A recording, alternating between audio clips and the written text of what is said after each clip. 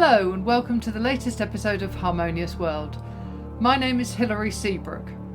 I've reverted to my maiden name, having been Hilary Robertson for the last 30 years. Nothing else is changing about this podcast. This is still my way of finding musicians who will share a little of what they're good at to make this world a bit more harmonious. And for this episode, I'm joined by pianist and composer Marina Arsenijevic.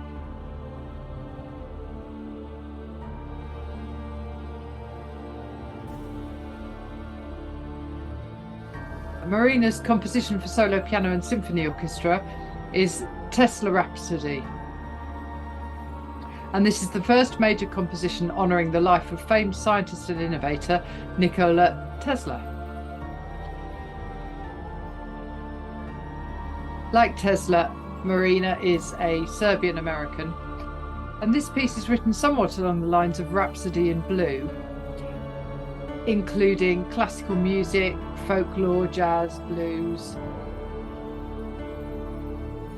I'm going to be playing the opening alongside our conversation and the end after we've finished talking. I'm particularly looking forward to discussing with Marina the live performances of this Rhapsody that will be taking place around the world, I believe, in the next few months. And I hope you enjoy listening to my conversation with Marina. Hello. I'm happy to see you now and hear you because I hear your voice very well. Thank you so much for joining me. I'm really pleased to have you on this podcast. I'm very, very happy to join you as I've listened many of your conversations and they're very, very inspirational for all of us, artists and I think just regular listeners. Yes, absolutely. Well, I hope so. That's what I'm aiming for. So let's talk about the Tesla Rhapsody. Oh, it's amazing. It's a beautiful piece of music. Thank you very much. It means a lot to all of us who create something from just imagination. And I have to tell you that COVID helped me to focus and finalize my Tesla Rhapsody that I had in mind for many, many years, but because of performances and traveling and touring, you never have really time to sit down and complete, because this piece is an orchestral piece for piano and symphony orchestra that is 20 minutes long, and it really takes full focus and concentration. So one of the first miniature piano compositions I dedicated to Nikola Tesla, who was like me, a Serbian American. And I say in concerts that if you don't want to be in the dark, you have to thank one person, and that is Nikola Tesla.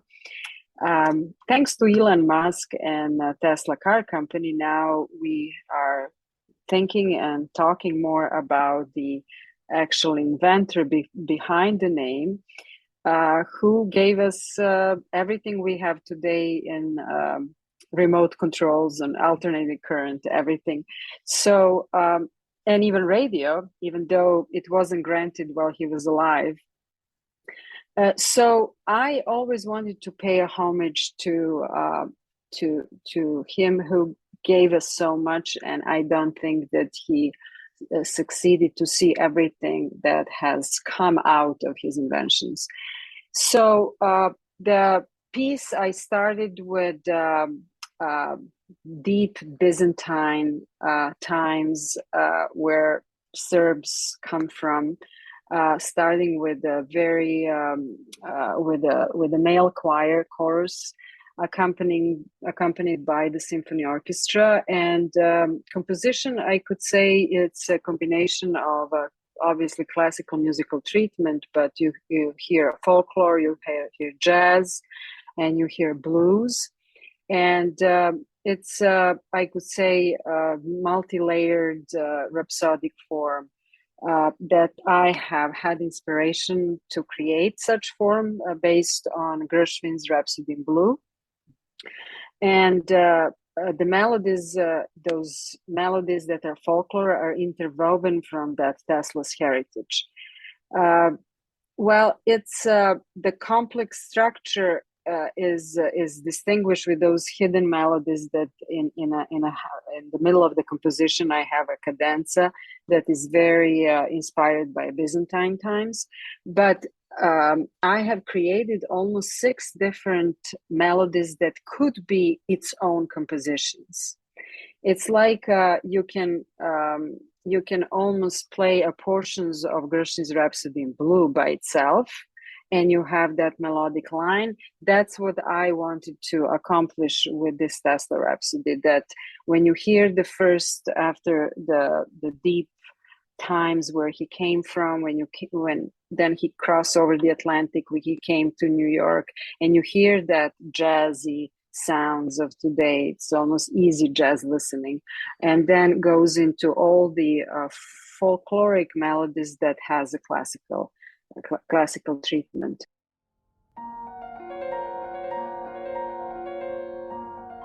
This seems an ideal opportunity to play a little more from within the Tesla Rhapsody. This is just beautiful playing and orchestration.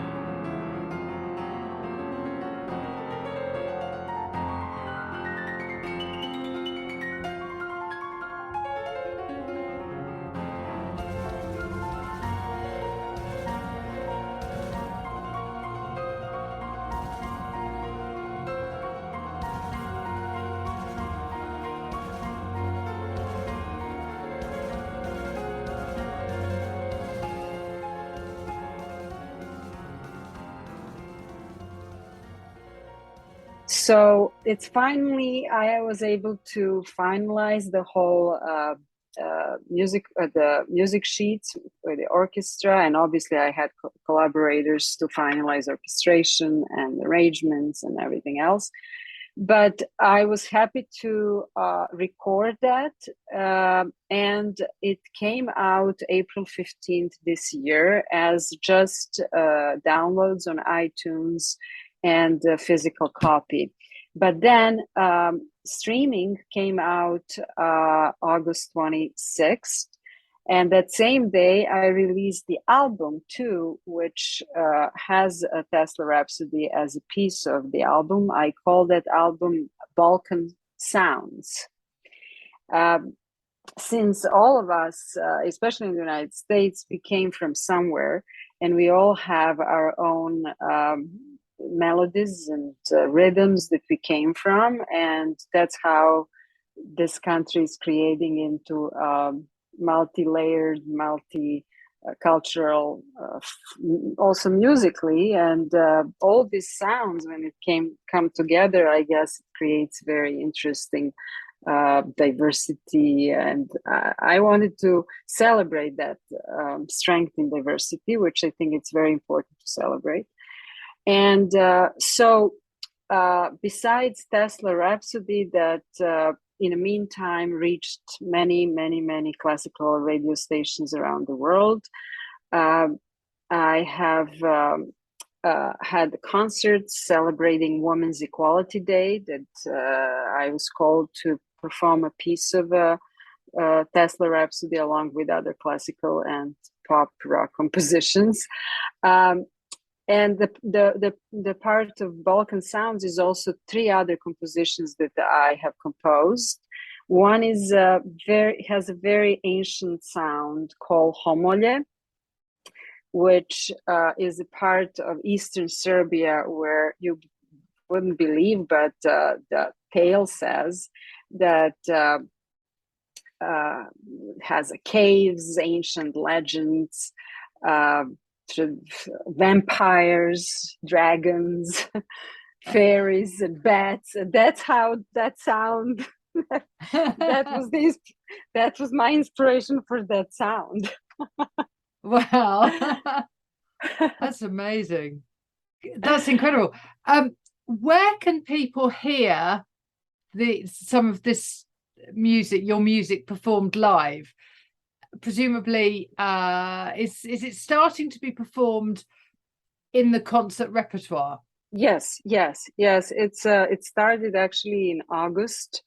I started with the West Coast of the US, and we are now in the preparations of, it's called Tesla Rhapsody Stage Show, which will be a part of several concerts starting in January in the United States and then Europe. It's the Tesla Stage Show will be a prelude to something that I'm working on Broadway. That will be the life of Tesla.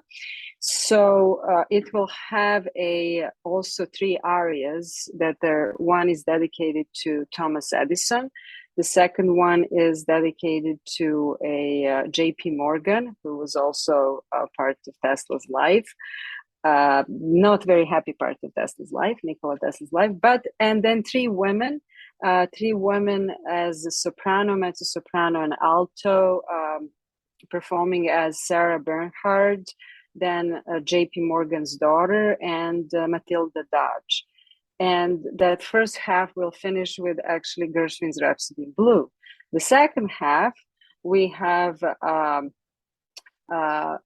audio that is from Nikola Tesla's funeral given by Mayor LaGuardia, and followed by some videos. And then at the end is my Tesla Rhapsody that is now being created with holographic images. So that will be almost what Tesla was for those days and what Tesla cars are for today. That's how the show will be in terms of technological new era with the music. Wow, it sounds incredible. Sounds amazing. And that's going to be on Broadway. Yes, I mean the whole Broadway show. This will be a prelude for Broadway. So right. The concert version first is coming up next year, and right. Broadway takes time, as you know. Yeah, sure. Yeah. When I heard that even Oprah's Color Purple was in the works 10 years, I said I don't want to be old to get there, but that's why we are starting with the Tesla Stage Show. Right. Yeah, fantastic. Can you tell my listeners a little bit about your background, about how you came to be from Serbia and getting to America? Well, yes, it's quite a journey, and as you probably know, and your listeners, Serbia was a part of a bigger country called Yugoslavia. And we had, when I started my kind of international career, the big bloody war started. At the time, it was the bloodiest war after World War II. Now we have this Ukrainian war. So, but Yugoslavia was very, very, it lasted 4 years, we lost, as you know, many lives. And I was in Belgrade. I was born in Belgrade, Serbia, and I realized that my only weapon to fight is my music. So that was the time when I started to use folklore to explain our common humanity through music. So I performed, my first album was Balkan Soul, My Balkan Soul. And it was much more traditional than what I create now, because I live in a country where those were my influences at the time.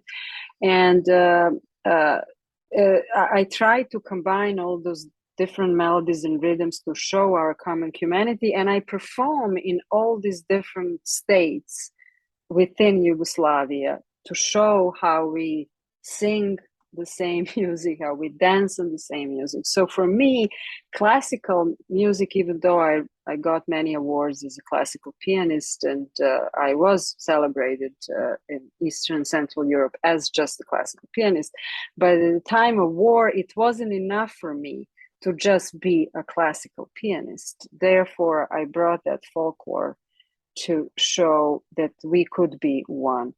And so 1999, we had the bombing of Serbia and Kosovo at the time, and I was invited to perform and give tours in the United States and Canada.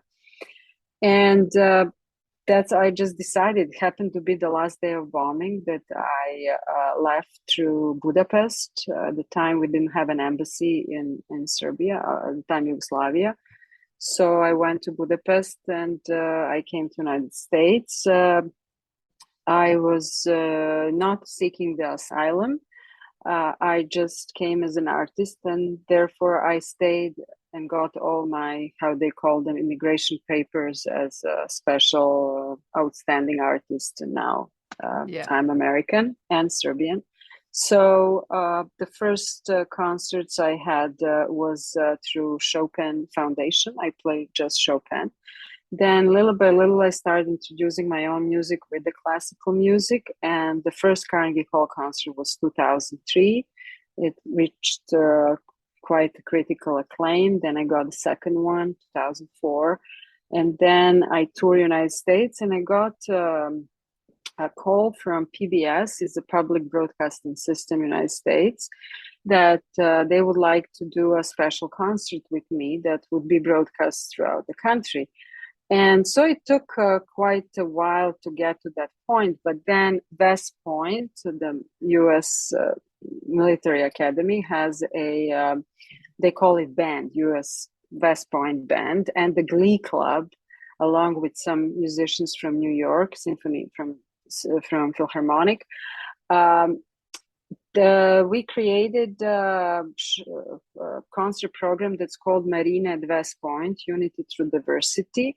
And that was a very, very long program, 3 hours of filming. And that, how they say, show was broadcast over 650 times throughout the United States and became almost the longest running show, 10 years on PBS stations that has 345 stations in the country. So that's how I actually learn about people, because you go into every little small and big towns and learn about, and you know, America has everything here. You see, you see people from all over the world, and which was interesting for me that all of us who came from, let's say, war-torn areas, we all loved each other here, and they all came to my concerts here. Wow. We were fighting over there. So that was something that showed me that you can actually reach it. You can reach peace through uniting diversity. Yeah. Through arts. Yeah. As almost universal language, because I do have one composition that I called "We're Under the Sun," and there is words, we are all one under the sun, one heart, one soul. And it was sang by African-American cadet from West Point with the Glee Club and the orchestra. And I actually took melodies from Christian and Muslim melodies from the sites that were fighting during the wars of Yugoslavia and created one melody that was sang by Glee Club in the United States. Amazing. That's incredible. I mean, that's really using music in and diversity, isn't it? That really is where it all comes together. Absolutely. And also through that, you build bridges. You know, Yeah. that music was used to build bridges with, I know, United States and sent Neurophilharmonic to China the first time. And so, yes, music or the Russian artists were coming to the United States for a long time in a big numbers. I know that UK, I have many friends in the UK that came from also former Yugoslavia.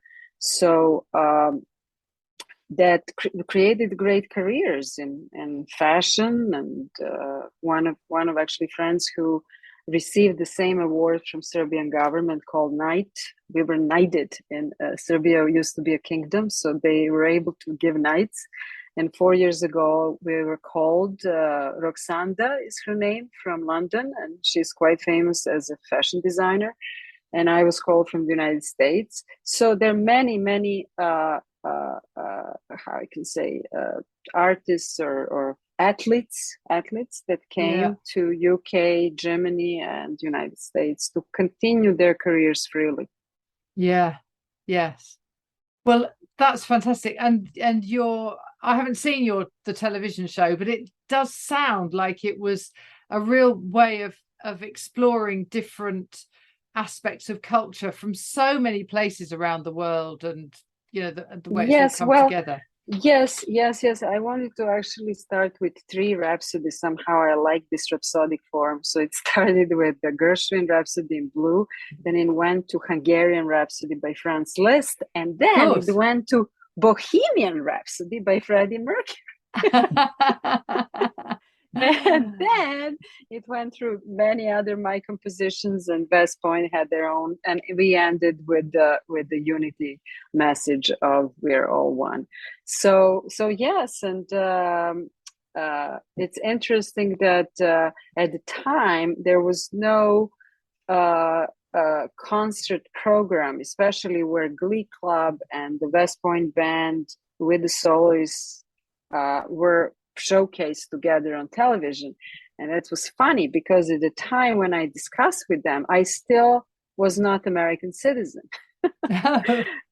So that shows you that it's really about the message, and it's about the effort through music to unite. And I can say that it's like UK and United States that they were open to those messages, and it really doesn't matter if I was American citizen or not. No, that's right. I subsequently became, but I'm saying it was not the ultimatum to be American to create that show. Yeah. Yes. So yes, and then now this Tesla really has the life, as a Tesla Rhapsody has a life of its own. In the meantime, there is a Tesla Foundation in the United States, in Philadelphia, that has awarded me their highest honor called Gold Tesla Award, Science Award, that is given to scientists and artists and also writers who use the Nikola Tesla into their work, and so they honor your success. So I think that really opens up so many other avenues to bring people together around music and science. Yeah. And also Nikola Tesla as a person, he didn't succeeded at the end in terms of himself being wealthy or he died penniless in New Yorker hotel because he lost his backers Westinghouse. So he himself didn't achieve that, but his inventions lives on through all of us who use who are inspired by what he did, and even a Tesla car company got from inspiration. Yeah. Well, that's right. And isn't it amazing that the Tesla name is now so much part of our life, for the car as much as for what he did? But it doesn't really matter. It's just that name is now a part of our culture, which is really important. Yeah, and the guy died 70 years ago. Yeah. Actually, it will be 80 years ago next year. Right. So it really, in today's era, if you're talking about how we live today, and it looks like that success has to be combined with your ideas, execution, followed by real success. In those days where Nikola Tesla lived, he also needed so-called sponsors to succeed, right? His ideas. Yeah. But as he was an immigrant, he didn't understand business very well. He had just, for him, was only important to create, versus Edison, who was actually a great business person. So I have to say, going into now the most successful man in the world, even Elon Musk, he somehow combined both of those traits. And in today's day, I think you have to have both. Yeah. Yeah, I agree. Yeah, to be valuable, because of all the, nobody wants to invest if you're not successful, and if you don't give them worthwhile investment, right? Yeah. So it's the same thing in everything we do, including arts. Yeah, exactly. Yeah. So that's why I'm thankful that you are spreading the word and interviewing us. Yeah, well, thank you, because I heard the music first, and then it was interesting because I heard the Rhapsody first, and then I read up about it, and so the music was what I liked first, and then the story just reinforced why it's such a great composition, a great piece, and so important. And one of the things that I really like is about this podcast is the fact that I can interview people who otherwise perhaps wouldn't get into the ordinary stream of people, particularly in the UK, and to get into the ears of ordinary people, I think is just wonderful. So, to be able to play a little bit of the music and to hear you talk about it and then play a little bit more of the music is wonderful. It really is. So thank you. Well, thank you too. And as I don't know if you mentioned, but now it's in all streaming platforms, so they can hear it everywhere. Yeah. Apple, Spotify, whatever they have. Yeah, and they can listen. At the beginning, we didn't thought that it would be a good piece for streaming because it's so long, but then it did gain some acclaim, and they finally released it. And also, I think, as you say, 20 minutes, it's lovely to sit and listen to, but it's also lovely to have on. I've found a couple of times I've put it on and then I've been busy doing other things, and when it's finished I've gone, oh, I wanted more of that, so I played it again, because there's like you say, there's so many different melodies and chunks of different styles, and you can see the journey through the piece. It's lovely. Exactly, that's what my intention was, to show his journey, where he came from, and his and his pain. There is in the middle of the piece there is a pain and cerebral and thinking. He was very, very smart man, and then at the end it's not sad. For me, it's triumph, even though his life ended very sad. Yeah. But it's a triumph because his inventions live on. Exactly. And his legacy is enormous. Legacy.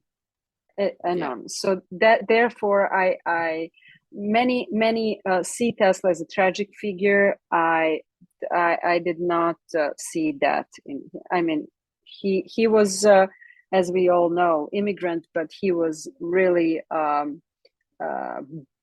beyond almost human. Yes, exactly. And just the regular stuff did not interest him. And No. therefore, I celebrated him at the end in composition, in a big crescendo. Definitely. Yeah, absolutely. Well, thank you so much, Marina. It was a real honor to speak to you. Thank you. Thank you very much once again. Thank you. Okay, bye. Okay, bye. Bye.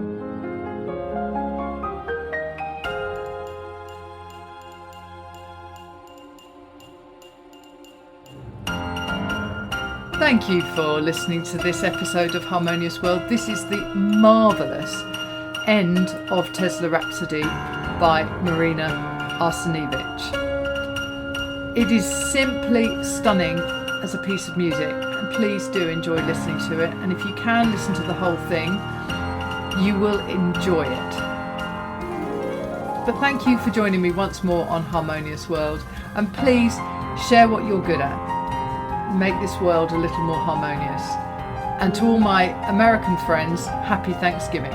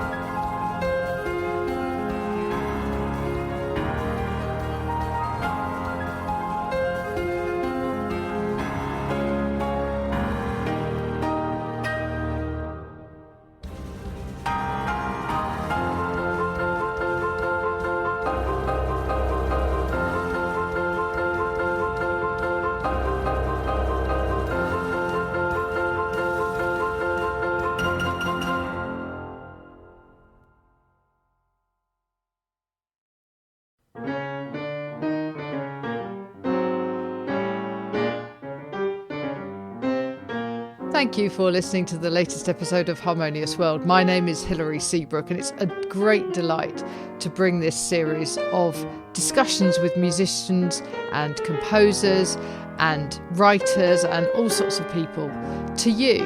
Obviously, there's no point in having a podcast if people aren't listening, and I'm very grateful to my listeners for doing so. Thanks also to Joe English for composing and performing this new theme tune.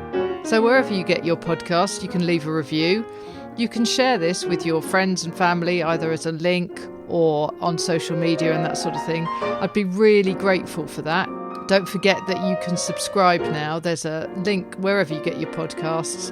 So have a great week, and please remember why I started this, which is just to try and make the world a little more harmonious. Thanks for listening to Harmonious World.